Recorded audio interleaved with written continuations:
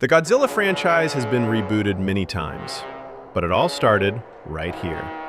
This is the Showa era, the very first Godzilla timeline, and the foundation of everything that came after. The Showa continuity begins in 1954 with the original Godzilla, portraying him as a tragic force of destruction born from nuclear testing. Over the next 2 decades, this timeline expands far beyond Godzilla alone. Films like Rodan, Varan, Mothra, Atragon, and The War of the Gargantuas introduce other giant monsters and advanced civilizations, all existing within the same world. As the series continues into the 1960s, Godzilla gradually shifts from a destructive menace into a reluctant protector, clashing with threats like King Ghidorah, Gigan, Hedorah, and Mechagodzilla.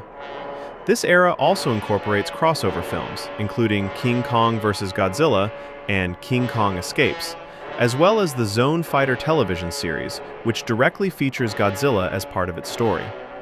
Because the Showa era treats nearly all of these films as interconnected, it contains more entries than any other Godzilla continuity, spanning solo films, crossovers, spin-offs, and television.